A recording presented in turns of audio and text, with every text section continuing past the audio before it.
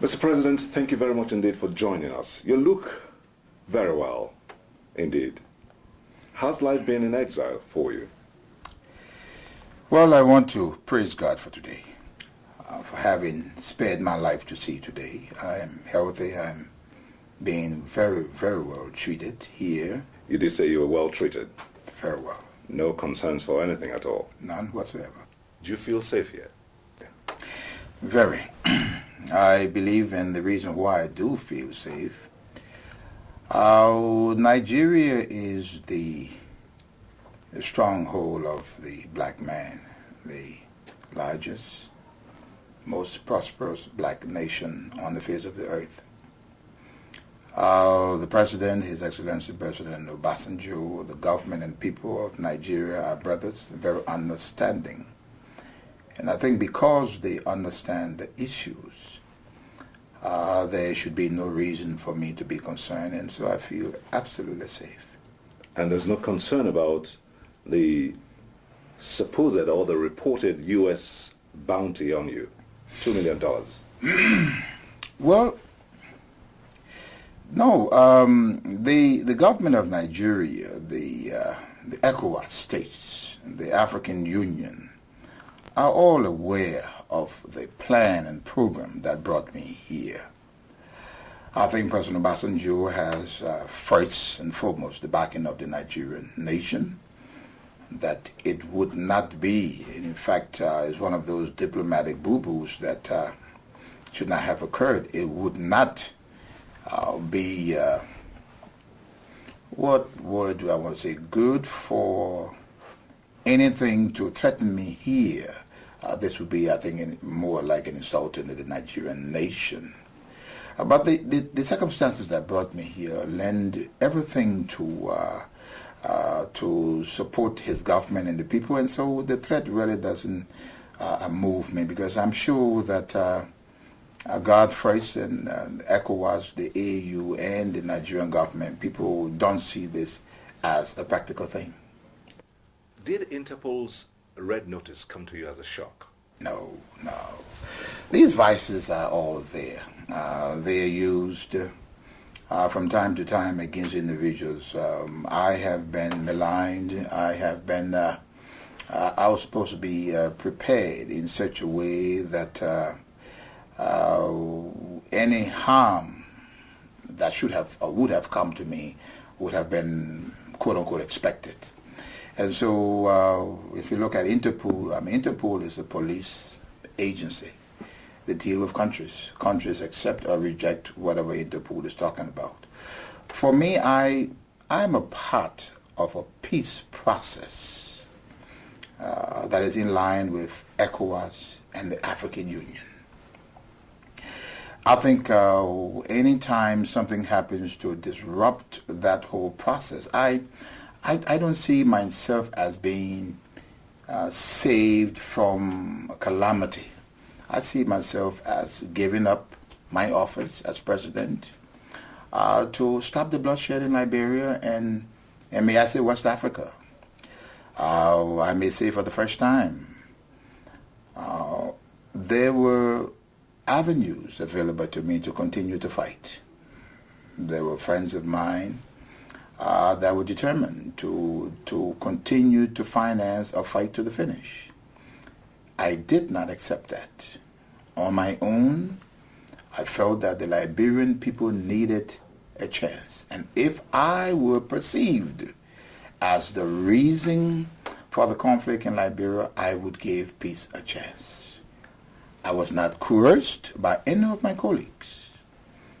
And when I went to Ghana, I sat with the chairman of the AU, the chairman of ECOWAS, President Obasanjo, and many of my colleagues. And I volunteered and said, look, I want to give peace a chance. I will leave.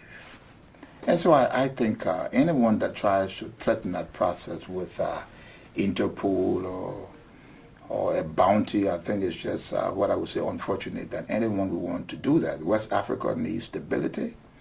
I'm a former president. I have followers still, not just in Liberia, but across the African continent. And so I think once the African leadership have taken charge of this matter and remain seized of it. I think all of those that are continuing the process of trying to perpetrate destabilization in West Africa should stop. Do you regret it that after you chose a path of honor, supposedly, for peace, that there was now a U-turn to try and bring you in? Well, I do not regret it. And there are several reasons. One principal reason would be the individuals that were involved with me on that solemn day in Accra that I decided, President Obasanjo, President Thabo Mbeki, President Kufuor.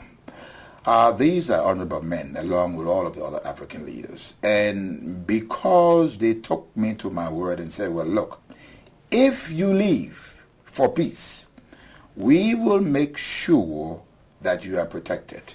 Because I believe in them, God first, I do not regret at all.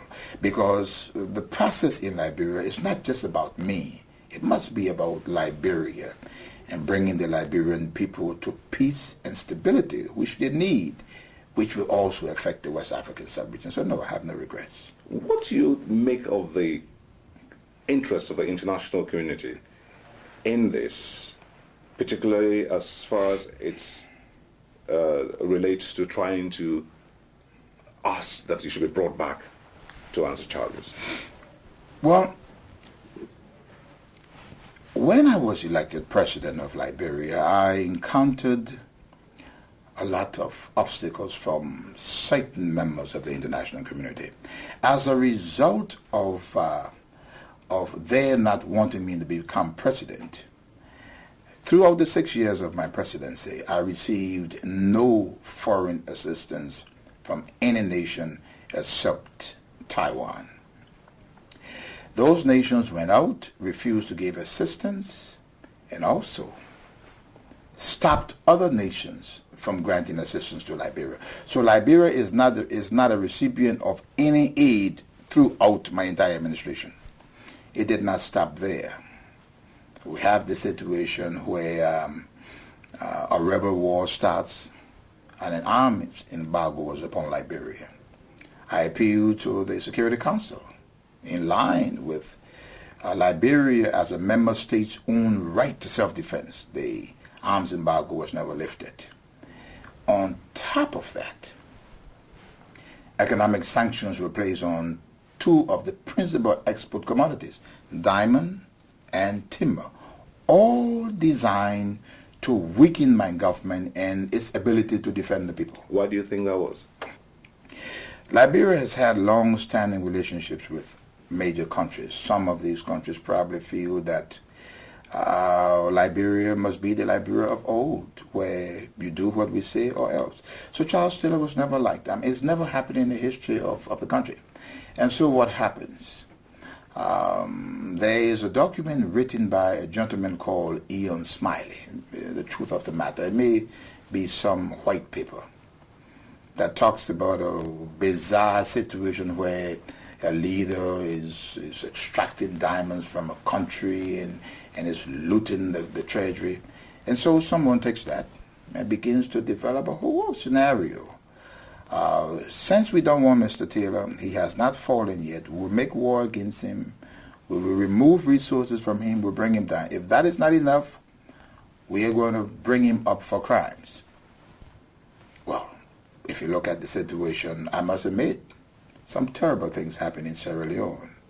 But my government was not responsible. As a matter of fact, records are there. ECOWAS, member states, in so many meetings, designated me as the point president on Sierra Leone. My involvement in Sierra Leone was approved by ECOWAS.